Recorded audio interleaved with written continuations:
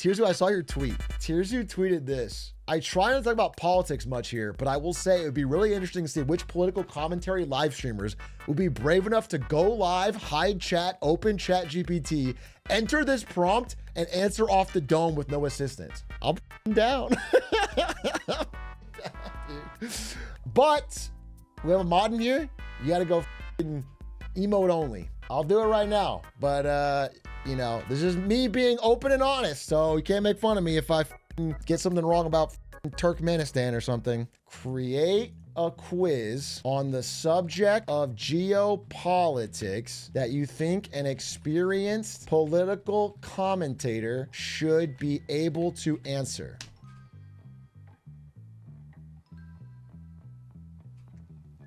Oh, shit. Okay. Okay, these are a lot of long form questions. All right.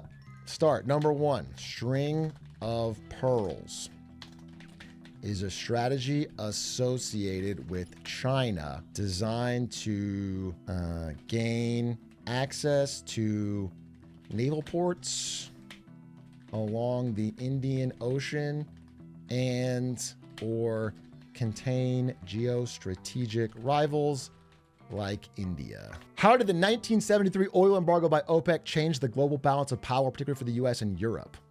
Change the global balance of power, particularly for the US and Europe. The OPEC oil embargo in 1973 revealed the extent of the dependency of Western nations on oil-producing countries, primarily in the Middle East, causing a shift in their strategies to focus more on those regions to gain control/influence over oil supply chains. 3. What is the difference between a sphere of influence and a buffer state? Give one real-world example of each from the 20th century. Difference between a sphere of influence and a buffer state.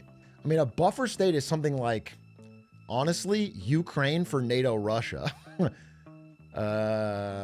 or Pakistan for China India. Sphere of influence feels very vague. Maybe I haven't heard it used. I'll just go with my gut on this. I'll say sphere of influence is an area in which a country/regional power has increased authority, control, like influence, i.e. like, I'm trying to think of like what would be a real world example of, you know what? I'll say like regional powers such as the US over North America, China over Southeast Asia, Russia over Eastern Europe.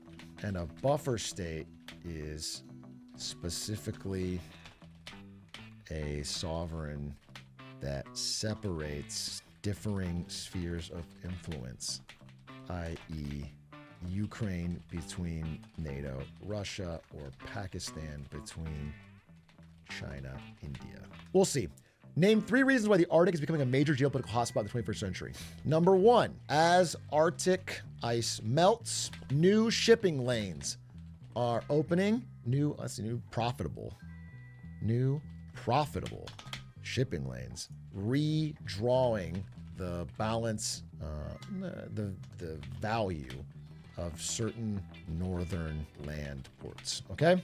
Number 1. Number 2, new mineral deposits like oil and rare earth minerals are being discovered, partially from new technology and partially because of changing sea levels that are increasingly valuable in today's economy. And the third reason would be geostrategic rivalries between the US, Russia, China, all of whom stand to benefit from number 1 and 2 above, make staking their claim to these new routes, minerals in the Arctic increasingly important / urgent raising tensions. There. 5. There's 10 of these? Oh, God. What role does the Malacca Strait play in global trade, and why is it a strategic choke point for China?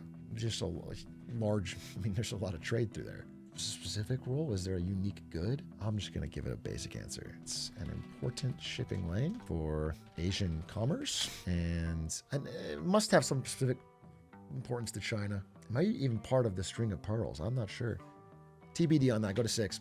Why did the U.S. withdraw from the Intermediate Range Nuclear Forces Treaty in 2019? What were the geopolitical implications? 2019. That's Donald Trump. He probably withdrew from it because it was too woke. Unsure. 7. How did the Bretton Woods system tie into post-U.S. post-World War II geopolitical dominance? Yeah, it's incredible. Bretton Woods was formed post-World War II to reorganize the global financial system with the U.S.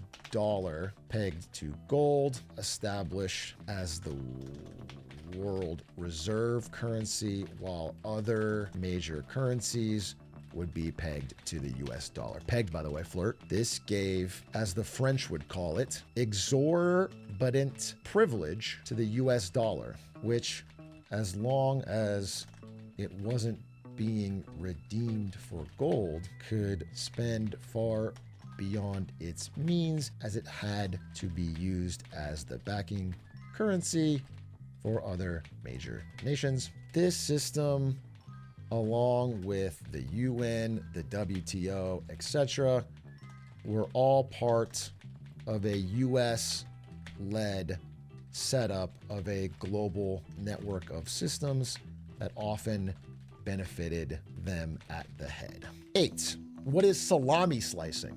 Dude, I've heard this. Salami slicing is China's strategy of like every few months, they just move their border forward a little bit. You know?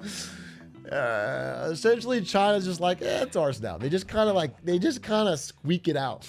And it's like not enough for anyone to get mad. Compare and contrast NATO's 1999 intervention with Kosovo with Russia's 2014 annexation of Crimea in terms of legality and international reaction. Oh, God. 1999, I was 8 years old. I was playing Pokemon, dude. I don't know so much about Kosovo.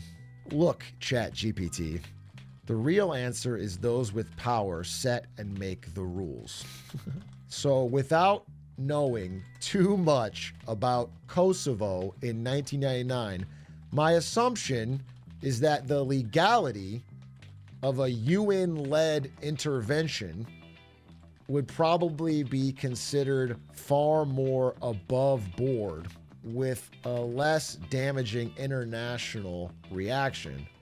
I mean, let's be honest. In 1999, there was no other global power at any level of influence compared to NATO, or well, military power, than what Russia attempted in Crimea in 2014.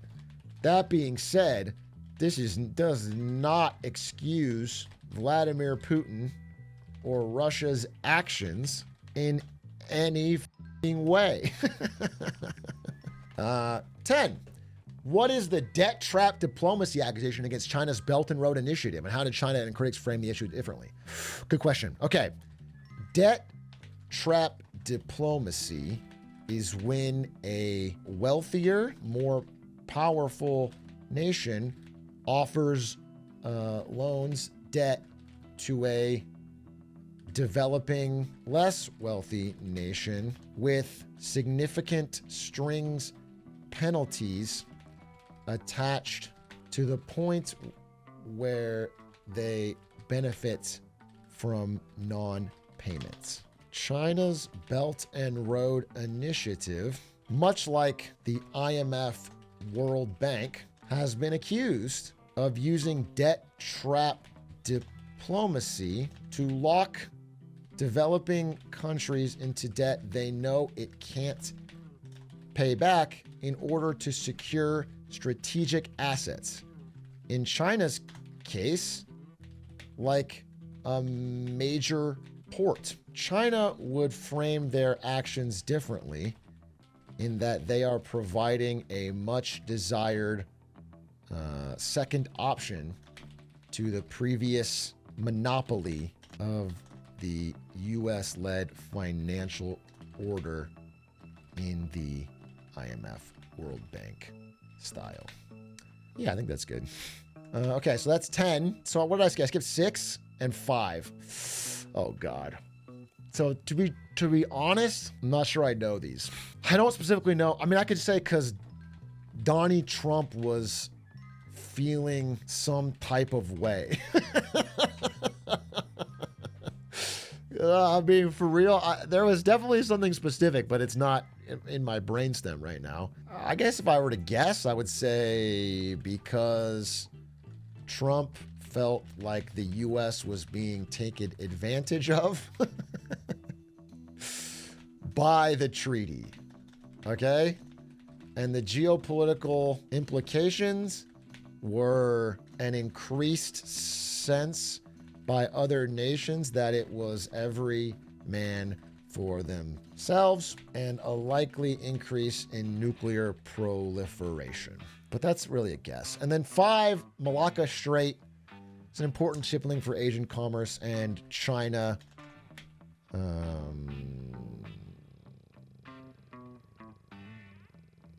sees it as important for their future growth and security. Kind of a cop-out ass answer. I like the rest of them though. I feel good about all the rest. I'm sorry we're doing homework on stream. I thought this would be way shorter. I thought this quiz would be way shorter, bro, but I don't want to fucking cop out. All right, get running. Okay, glazing. Green.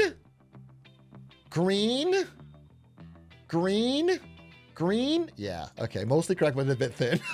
Yeah, fair. Okay, it was because of oil.